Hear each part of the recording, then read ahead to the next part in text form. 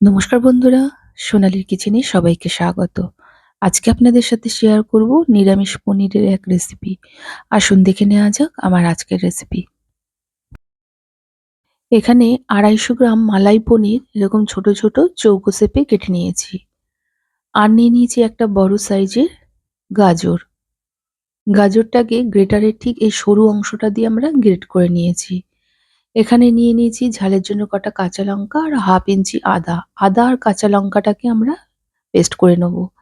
এবার একটা বাটিতে নিয়ে নিলাম 12টা গোটা কাজু আর 2 টেবিল চামচ চারমগজ। কিছুটা জল দিয়ে কিছুক্ষণ এটা ভিজিয়ে রেখে দিয়ে এটার একটা পেস্ট আমরা বানিয়ে নেব। এবার কড়াইয়ে দিয়ে দিলাম 2 টেবিল চামচ সাদা তেল। তেলটা গরম হলে সামান্য একটু লবণ দিয়ে তেলের সাথে ভালো করে মিশিয়ে পনিরগুলোকে আমরা ভেজে নেব। এই লবণটা দেওয়াতে পনিরগুলো ভাজার সময় কড়াইয়ের গায়ে কিন্তু আর লাগবে না। পনিরগুলো আমরা হালকা করে ভেজে নেব। পনিরগুলো হালকা করে ভাজা হয়ে গেছে। এবার এগুলোকে তুলে আমি এখানে 2 কাপ দুধ নিয়েছি। দুধের মধ্যে ভিজিয়ে রাখলাম। এখানে আমি প্যাকেটের দুধ ব্যবহার করেছি। আপনারা চাইলে গরুর দুধও ব্যবহার করতে পারেন।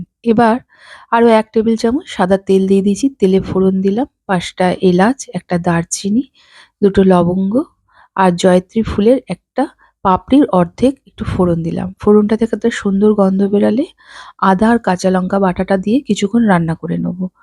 আদার কাঁচা গন্ধটা চলে গেলে গ্রেট করা গাজরগুলো দিয়ে কিছুক্ষণ নেড়েচেড়ে নেব। গাজর দিয়ে কিছুক্ষণ নেড়েচেড়ে নেয়ার পর এতে স্বাদ অনুযায়ী লবণ দিয়ে দেবো। লবণটা দিয়ে কিছুক্ষণ নেড়েচেড়ে নেয়ার পর কাজু আর চারমগজের পেস্টটা দিয়ে দেবো। সাথে যে বাটিটার মধ্যে পেস্টটা ছিল সেই বাটি ধোয়া জল দিয়ে কিছুক্ষণ রান্না করে নেব। পুরনো বন্ধুরা তো আমার পাশে আছেন। যারা আমার নতুন বন্ধু, প্রথম আমার ভিডিও দেখছেন, তাদের কাছে অনুরোধ রইল আমার রেসিপি যদি ভালো লেগে থাকে প্লিজ আমার চ্যানেলটিকে সাবস্ক্রাইব করে পাশে থাকা বেল আইকনটি অবশ্যই প্রেস করবেন। এতে আমি যেই রেসিপি আপলোড করি না কেন নোটিফিকেশন সবার প্রথম আপনার কাছে গিয়েই পৌঁছাবে।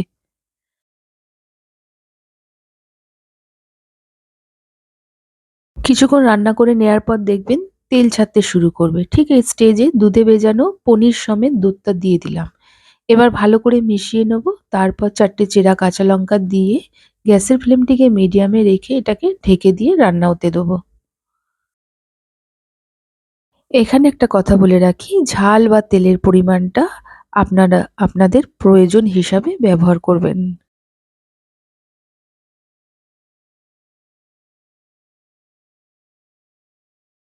ফিরে এলাম কিছুক্ষণ পর। অফ ক্যামেরায় আমি একবার নেড়ে দিয়েছিলাম।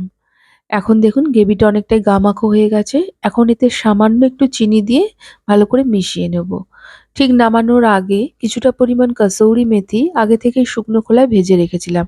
সেটা একটু ভালো করে গুঁড়ো করে দিয়ে দিলাম। এবার ভালো করে মিশিয়ে নেব।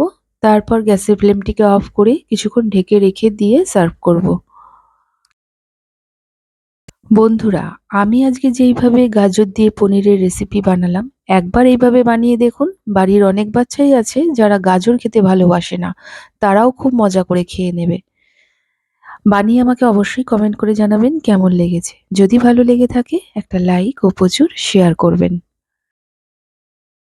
গাজর পনিরের এই রেসিপি রুটি, পরোটা, পোলাও, ফ্রাইড রাইস এসবের সাথে খেতে কিন্তু অসম্ভব ভালো লাগে। তবে আজকের মতো এই পর্যন্ত। আবার হাজির হয়ে যাব নতুন কোনো রেসিপির সাথে। সবাই ভালো থাকুন, সুস্থ থাকুন। ধন্যবাদ।